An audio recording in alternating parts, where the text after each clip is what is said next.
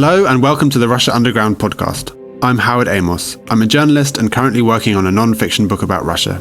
I lived in Russia for almost a decade. And I'm Nina Berezner, a Russian citizen and political researcher. In this podcast, we look closely at modern Russia and uncover what we refer to as the Russian underground, where life persists despite the full-scale invasion of Ukraine and a political crackdown. This is the second episode of our podcast series. We're recording shortly after US journalists Evan Gershkovich and Alsu Kurmashova were released from Russian jails as part of the biggest prisoner swap between Russia and the West since the Cold War. Today, we're looking at independent journalism in Russia and the resilience of journalists who have continued their work despite the risk of being jailed. We spoke with journalists who have gone underground, those who avoid using their real names to stop them being identified by the authorities and punished under the draconian wartime censorship laws. In many ways, these reporters are part of a new wave of Russian journalism that has emerged after many prominent and respected journalists left the country following the full-scale invasion. Their departure left a void that is being filled by a next generation of journalists, often younger and less experienced, who are honing their skills amid war and repression. We're also pleased to reintroduce our friend, Kirill Ninashev, a Moscow-based documentary filmmaker and co-founder of Political Space. Operating across 5 Russian cities, this project fosters discussion on political and socio-economic issues and advocates for democracy and human rights. Kirill's insights and bravery make him the ideal guide as we continue our exploration of the Russian underground. Also, for those enjoying our series, we have opened a Patreon account. You can support us by subscribing. The link is in the description. Thank you in advance. The details of some of the people in this episode have been altered for security reasons.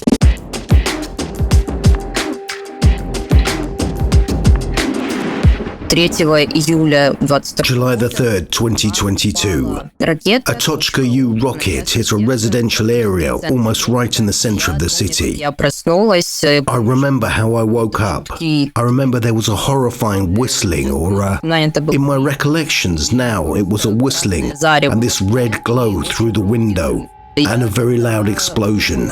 And I immediately thought that, my first thought was that it was the start of a mass bombing, that they'd destroy the city, and we would all die.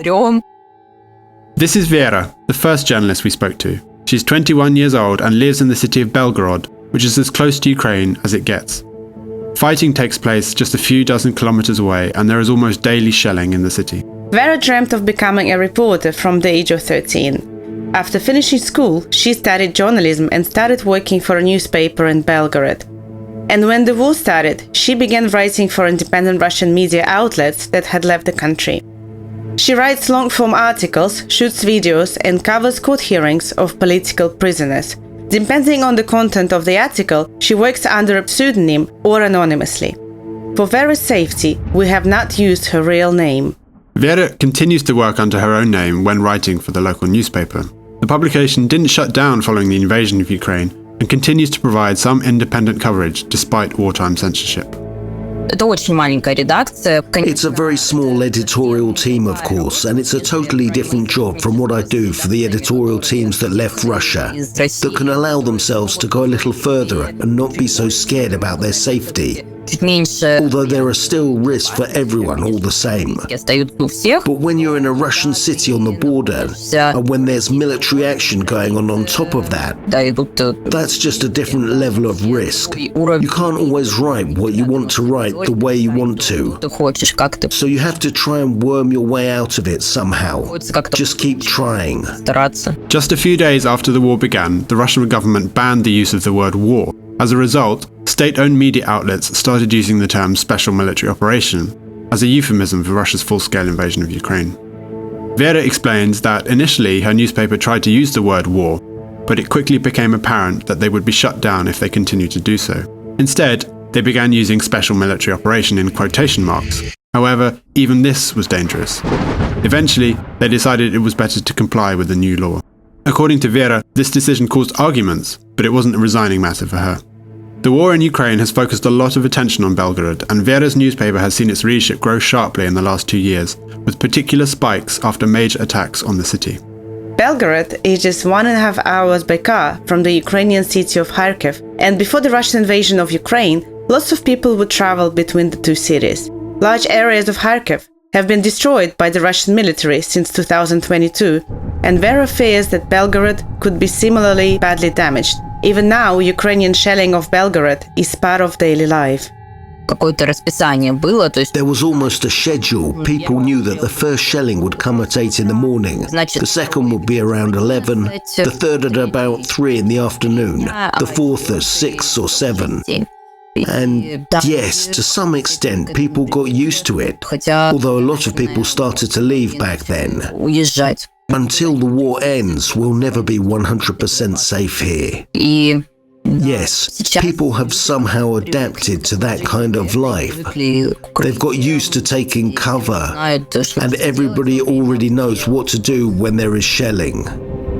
Vera is still studying at university, but has learned much of what she knows about journalism through real-life experience.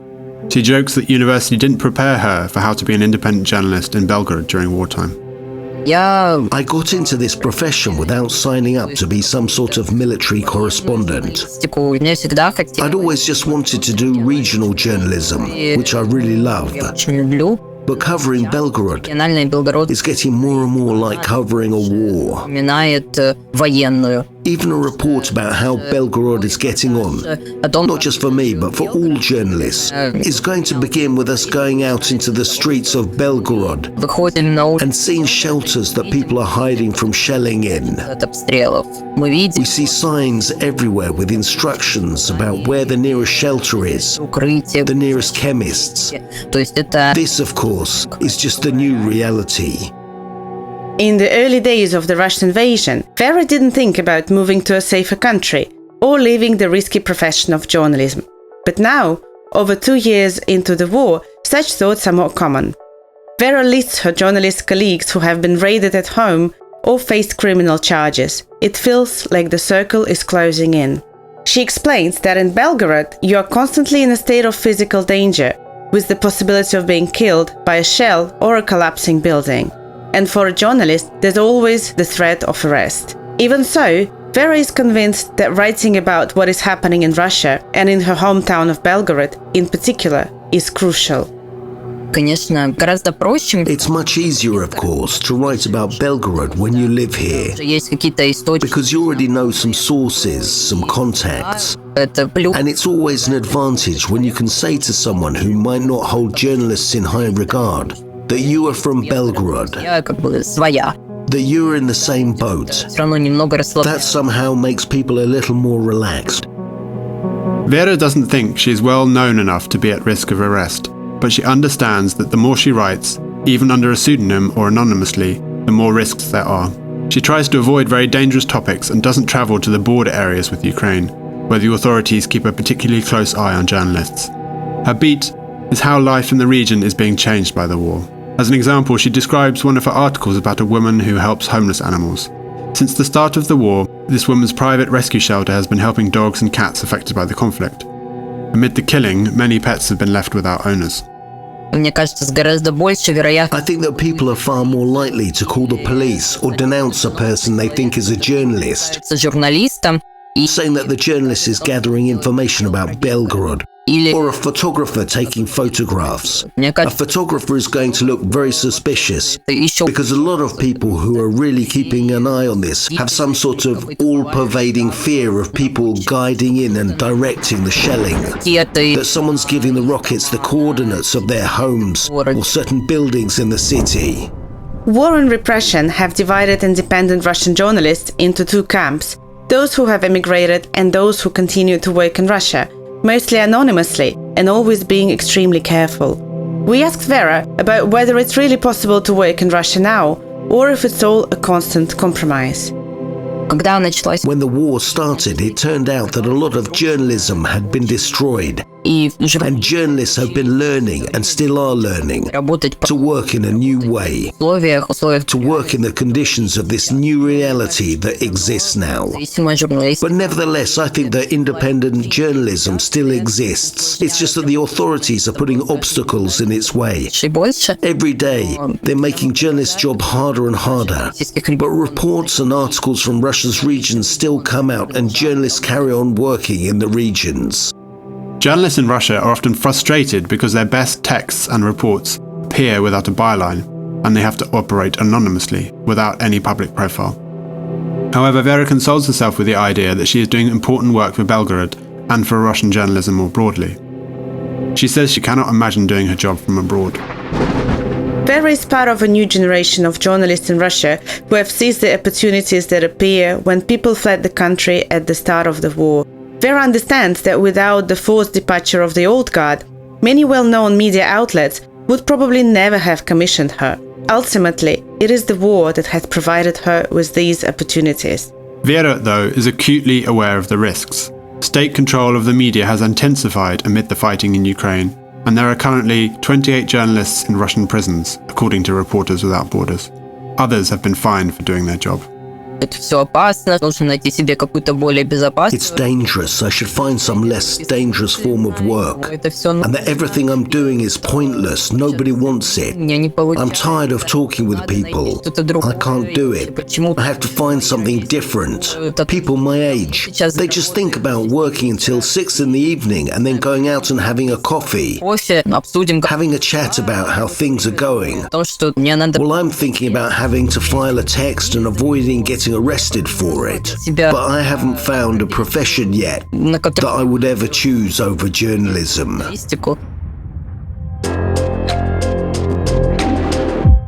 Since the start of Russia's full-scale invasion of Ukraine in 2022, up to 1,800 journalists are estimated to have left Russia.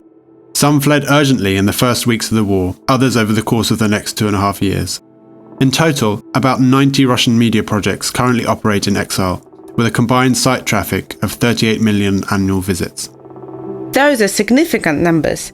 Russian media in exile includes regional publications, many of which still have teams on the ground in Russia. It's common for emigrate publications to use reporters working in Russia, although the identity of these people and their exact relationship with outlets abroad is shrouded in secrecy for obvious reasons. However, these journalists in Russia need to maintain networks. We asked Kirill if he knows of any independent journalists who have stayed in the country. Nowadays, I know some personally, others through mutual friends or acquaintances. Maybe I know so many because there aren't many of us left. The situation we are dealing with is really difficult, so we tend to stick together.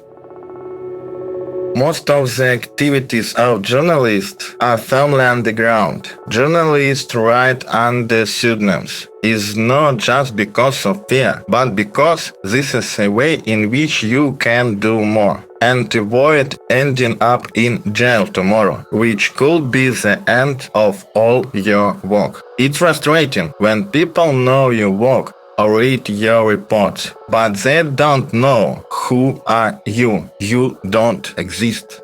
I think that's why some journalists and activists are actually happy to do interviews. They want to say, here we are real, we exist.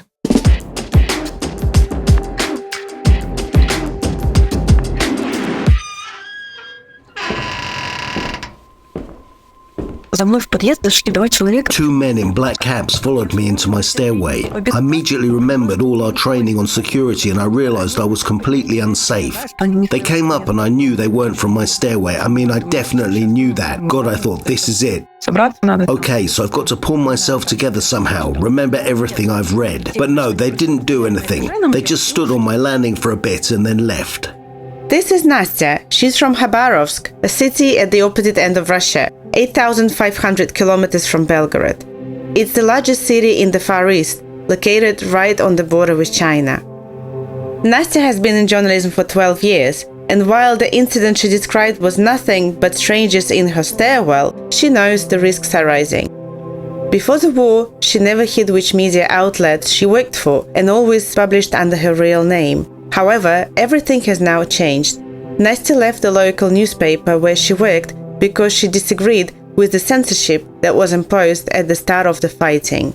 She began working as a freelancer for independent outlets operating abroad. Her articles have included a piece about the closure of regional media, as well as a piece about a Russian soldier from Khabarovsk who confessed to killing a civilian in Ukraine and was then jailed in Russia. For the latter article, she attended his trial. We asked Nastya if she had ever thought about leaving Russia. It's all down to family considerations. I'll have to look for a school. We'll have to take a big dog with us. There aren't even any vaccines. We just can't do that. We'd have to take it out through Kazakhstan and get a European vaccine. I've thought through all those options, and it always gets to an amount of money we don't have and flights that we can't manage. As there are no criminal charges against me yet, as there's no specific physical danger so far, we'll stay here for now. Often, one of the most frustrating things about being a journalist in Russia today is that people are frightened to speak their mind. Nastya described the experience of trying to write about what had happened to a local opposition movement in support of jailed Governor Sergei Furgal. She had good sources and had written about them many times before, but no one would speak to her. They don't even want to do anonymous interviews. There's one woman, she's facing criminal charges for extremism, who stopped all her friends from talking to anyone or discussing any of the details. Her lawyer is also stonewalling. He's signed an undertaking not to comment. I spoke to one person who had demonstrated over Furgal about the woman's case. He kept cancelling for 3 days straight. We'd set a time, then he'd cancel, and he kept doing it. Finally, we agreed a time and we met at the station. He starts with all these flowery phrases, these incomprehensible equivocations. He said all sorts of things, but not what was actually going on. And that was despite the fact that we've known each other for a fairly long time, right from the first Furgal protests. Nastya continues to write some articles under her real name. Often, these articles do not directly address the war, so she sees no reason for concern. For example, she writes about how life in the region has changed due to Western sanctions on Russia. She covers topics such as how the car market in Khabarovsk has been affected, or how children with diabetes can no longer get implants to monitor their glucose levels. Nastya does not use a pseudonym, instead just going without a byline. Her old pseudonym appeared on a leaked list of individuals who could be designated foreign agents by the government, so she doesn't see the point in creating a new one, as it would likely end up on the list as well. She says she understands the security concerns of outlets based abroad.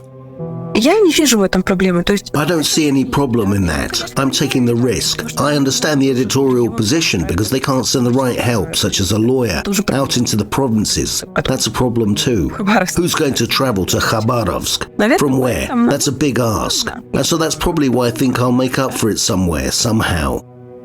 Most media outlets in exile prefer not to maintain formal employment relationships with journalists in Russia. Instead, they rely on a few trusted correspondents, regular freelancers and one-off authors. Freelancers are in a vulnerable position, essentially working at their own risk. To mitigate these risks, editorial offices often rotate authors, finding journalists for specific topics and assignments.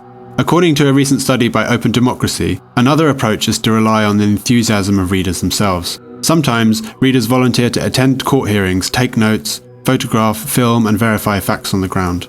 This kind of collaboration doesn't involve monetary relationships and, as a result, spreads the risk.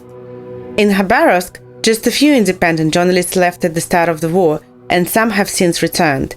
At the time of our conversation with Nastya, only one criminal case had been opened against the local journalist.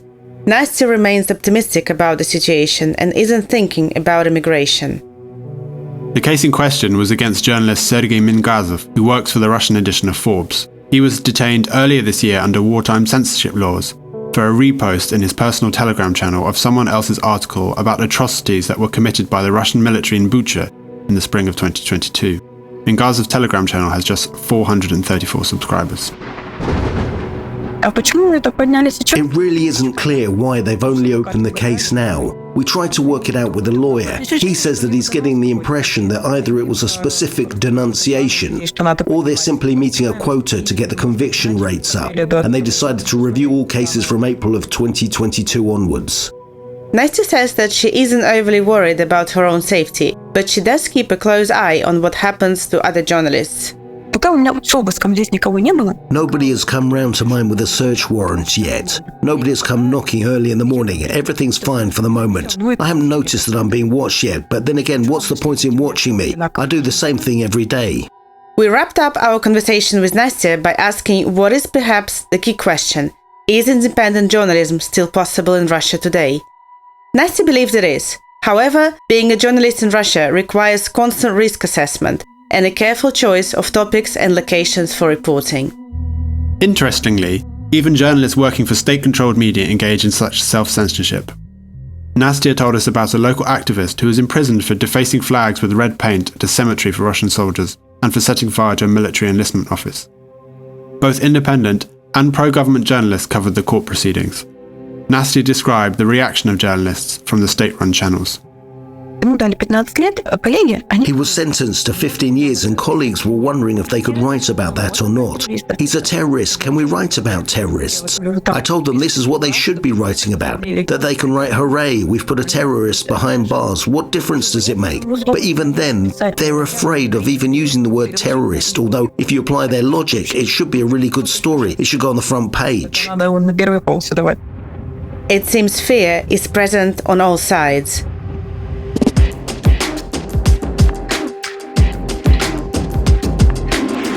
The third guest we're featuring in this episode is Petr, the man behind Prison Bulletin, a newspaper with a brief news digest sent to political prisoners every month. You're in prison and they bring you this thick envelope. You open the envelope. There's a cover with an illustration. The illustration is made up of 50 mini illustrations of events that have taken place over the preceding month. It's all done with humor, of course. You can take a look, try and work it out. And when you're bored of that, you can flick further on through it. There you'll find news in 1 or 2 lines, everything that's happened over the month.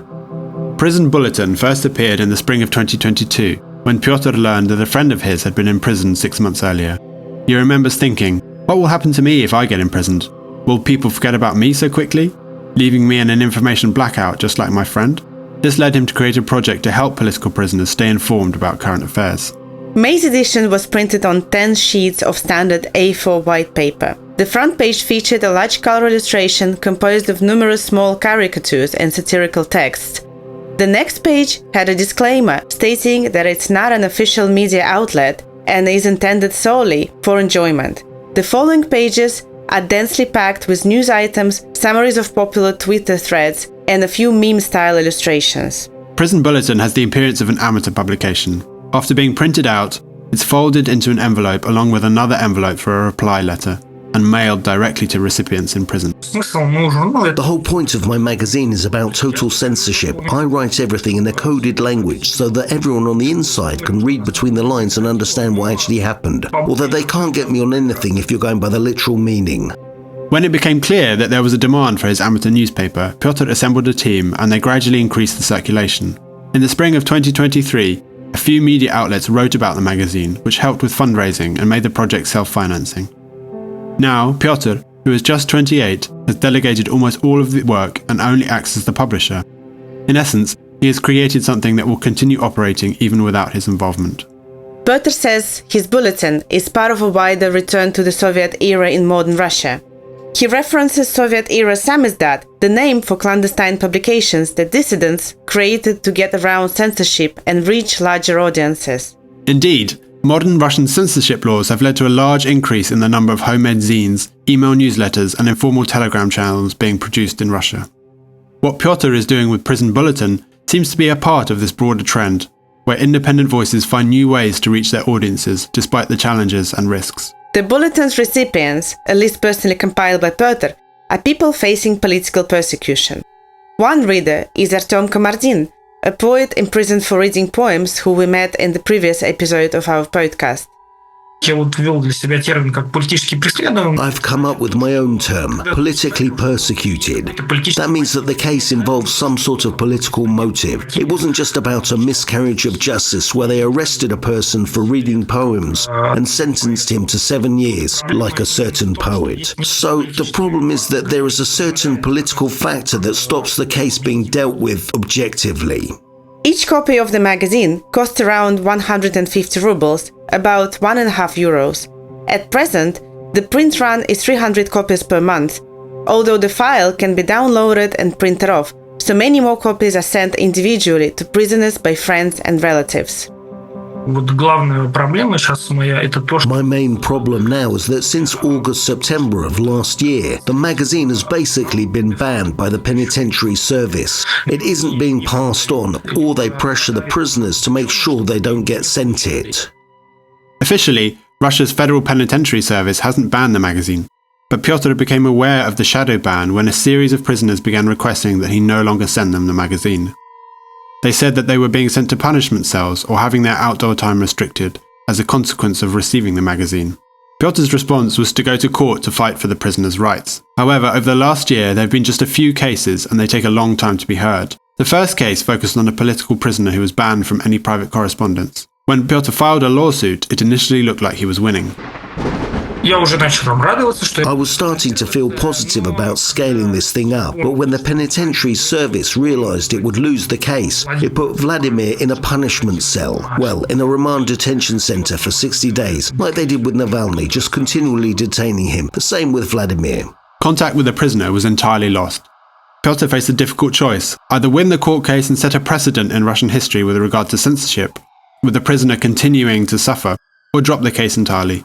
Ultimately, Pyotr managed to negotiate with prison wardens, agreeing that the prisoner would receive letters if he dropped the lawsuit. I call it a gentleman's agreement without any legal confirmation. We agreed to that. We didn't really have much of a choice. So now what? So far he's been getting the letters, so for now everything's okay. While the first court case wasn't seen through the end and the second was lost on a technicality, the third was a success, with the authorities agreeing to a settlement acknowledging the violations and restoring all rights to the prisoner. This was a successful precedent, which Pyotr plans to rely on in future cases. There are another 3 already being heard in court. Pyotr wants to stay in Russia and take part in politics once the war is over, probably by standing in elections. Immigration does not appeal to him and Russia remains his home. He ended our conversation with the words, "There is no other country for Russians."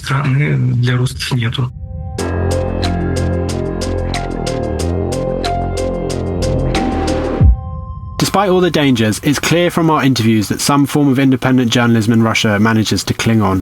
To a certain extent, Russian journalism has been able to adapt and evolve. Reporters find imaginative ways to get around the restrictions, and there has been a growth in the number of informal and amateur news sources. It would be going too far to proclaim a new generation of Russian journalists, but the immigration of most independent journalists as a result of the war has provided opportunities to reporters who remain in the country, like Vera and Nastya, who continue to try to find ways to pursue their profession as honestly as they can. At the same time, independent journalism in Russia has been badly damaged by media restrictions, repressions and emigration. It's now much harder to understand what's happening on the ground. Arrests of journalists continue, and self-censorship is common, if not ubiquitous. The risks are serious, and all who engage in underground journalism know the situation could get worse at any moment, and get worse extremely quickly. That was the second episode of Russia Underground, hosted by Nina Berezner and Howard Amos.